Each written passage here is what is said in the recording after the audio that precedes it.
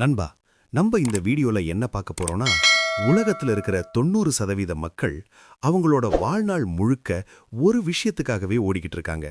அதுதான் பணம். ஆனா ஆச்சரியமான விஷயம் என்னன்னா, அவங்க எவ்வளவு கடினமா உழைச்சாலும் அவங்க கிட்ட பணம் தங்குறதே இல்ல. ஏன்? ஏன் ஒரு சில பேர் மட்டும் ரொம்ப ஈஸியா, ரொம்ப வேகமா கோடீஸ்வரர் ஆகுறாங்க? இதற்கான ரகசியத்தை தான் ராபர்ட் கியோசாகி தன்னோட ரிச் டேட் புவர் டேட் புத்தகத்துல விளக்கியிருக்காரு. இது வெறும் புத்தகம் இல்ல, நடுத்தர வர்க்க கனவுல நீங்க வெளியே வர்றதுக்கான ஒரு வாழ்க்கை பாடம். இன்னைக்கு நாம இந்த வீடியோல பணக்காரங்க மட்டும் ரகசியமா பின்பற்ற அந்த 6 முக்கியமான பாடங்களை பத்தி விரிவா பார்க்க போறோம். 2 தந்தைகளின் கதை. ராபர்ட்டுக்கு 2 அப்பாக்கள். ஒருத்தர் அவரோட சொந்த அப்பா. இவர்தான் அவரு புவர் டேட்னு சொல்றாரு.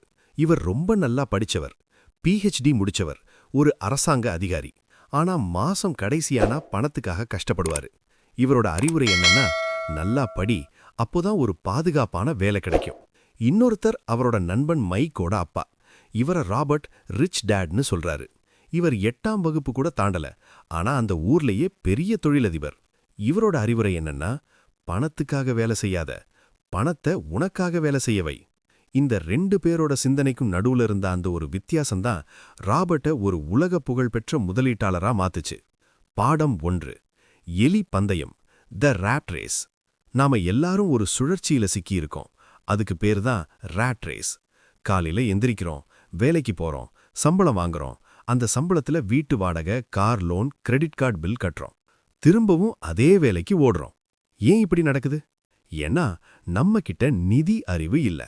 நாம அதிகமா சம்பாதிச்சா நம்ம பிரச்சனை தீந்துரும்னு நினைக்கிறோம். ஆனா உண்மை என்னன்னா, வருமானம் அதிக நம்மளோட செலவுகளும் அதிகமாகுது. இந்த எலி பந்தயத்திலிருந்து நீங்க வெளியே வரணும்னா முதல்ல பணத்தை பத்தி கத்துக்கணும். பாடம் 2. சொத்து வர்சஸ் கடன், ஆசெட்ஸ் வர்சஸ் லயபிலிட்டிஸ். இதுதான் இந்த புத்தகத்தோட இதயம் போன்ற பகுதி. உங்களுக்கு பணக்காரர் ஆகணும்னு ஆசை இருந்தா சொத்துக்கும் கடனுக்கும் உள்ள வித்தியாசம் தெரியணும். ஆசெட், சொத்து. எது உங்க பாக்கெட்டுக்குள்ள பணத்தை கொண்டு வருதோ அதுதான் சொத்து. உதாரணமா ஒரு பிசினஸ், ஷேர் மார்க்கெட் முதலீடு அல்லது வாடகை தர்ற ஒரு கடை. லயபிலிட்டி, கடன், சுமை. எது உங்க பாக்கெட்ல இருந்து பணத்தை வெளியே எடுக்குதோ அதுதான் கடன். பல பேர் புதுசா ஒரு கார் வாங்கிட்டு அதை சொத்துன்னு நினைப்பாங்க. ஆனா அதுக்கு நீங்க போடுற பெட்ரோலும் கட்டுற இன்சூரன்ஸும் உங்க பணத்தை காலி பண்ணுது. அது ஒரு லயபிலிட்டி. பணக்காரங்க ஆசெட்ஸை அதிகப்படுத்துறதுல கவனம் செலுத்துவாங்க. ஆனா நடுத்தர மக்கள் லயபிலிட்டிஸை வாங்கிட்டு அதை சொத்துன்னு தப்பா நினைச்சுப்பாங்க. பாடம் 3. உங்க பிசினஸை கவனிங்க. Mind your own business. நாம மத்தவங்களுக்காக உழைக்கிறதை விட நமக்காக உழைக்க ஆரம்பிக்கணும்.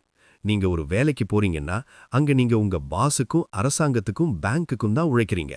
உங்க வேலைக்கு போய்கிட்டே உங்களுக்குன்னு ஒரு வருமான ஆதாரத்தை உருவாக்குங்க. உங்க வேலை உங்களை வாழ வைக்கும். ஆனா உங்களோட சொத்துக்கள் தான் உங்களை ஒரு பணக்காரரா மாத்தும். தலைப்பு: உங்கள் நிதி அறிவை வளர்ப்பது எப்படி? விரிவான விளக்கம். ஆரம்பம். அழுத்தமான குரலில். நண்பர்களே, நாம எல்லாரும் பணத்துக்காக ஓடிக்கிட்டு இருக்கோம். ஆனா நம்மள எத்தனை பேருக்கு பணத்தோட மொழி தெரியும்?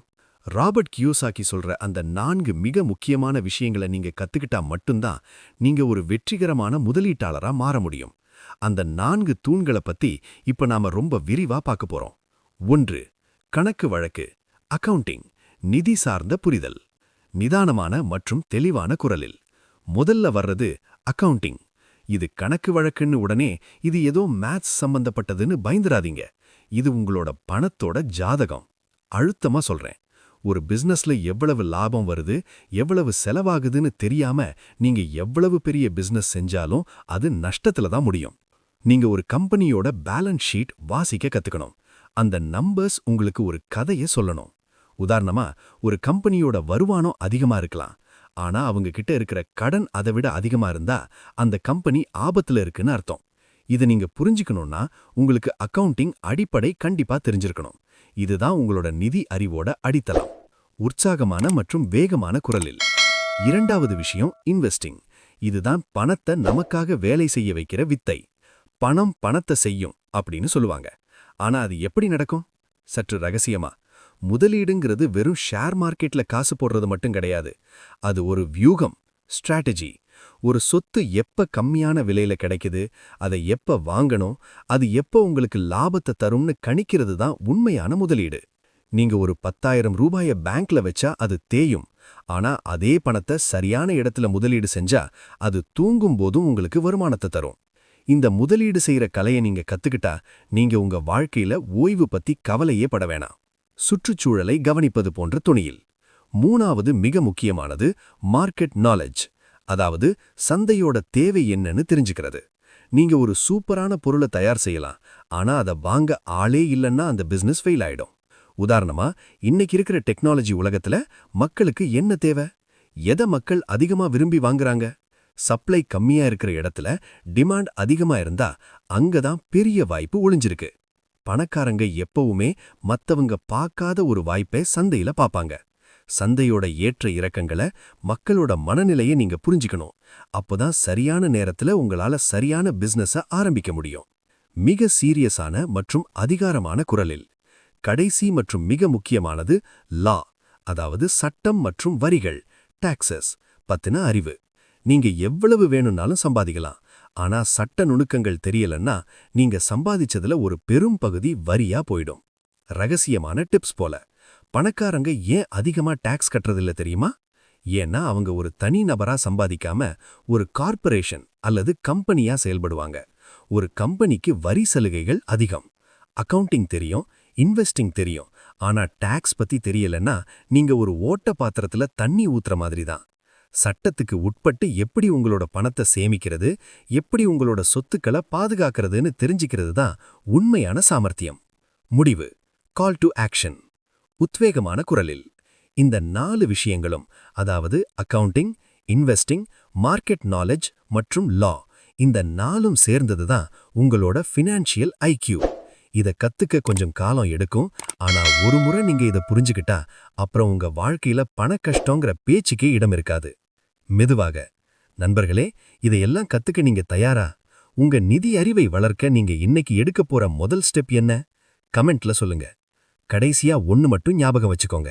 என்கிட்ட முதலீடு செய்ய பணம் இல்லைன்னு சொல்றது ஒரு சாதாரண மனிதனோட மனநிலை. ஆனா பணக்கார மனநிலை என்னன்னா, எப்படி என்னால அந்த பணத்தை உருவாக்க முடியும்னு யோசிக்கிறது. உங்கள் எதிர்காலம் நீங்க இன்னைக்கு எடுக்க போற முடிவுகள்ல தான் இருக்கு. நீங்களும் ஒரு ரிச் டேட் ஆகணுமா? அப்போ இன்னைக்கே உங்களோட நிதி அறிவை வளர்க்க ஆரம்பிங்க. இந்த வீடியோ உங்களுக்கு ஒரு புதிய வெளிச்சத்தை கொடுத்திருந்தா நம்ம சேனலை சப்ஸ்கிரைப் பண்ணுங்க. இந்த தகவலை உங்க குடும்பத்துக்கும் நண்பர்களுக்கும் ஷேர் பண்ணுங்க. பணத்தை பத்தி நீங்க கத்துக்கிட்ட முதல் பாடம் என்ன? கமெண்ட்ல சொல்லுங்க. அடுத்த வீடியோல சந்திப்போம்.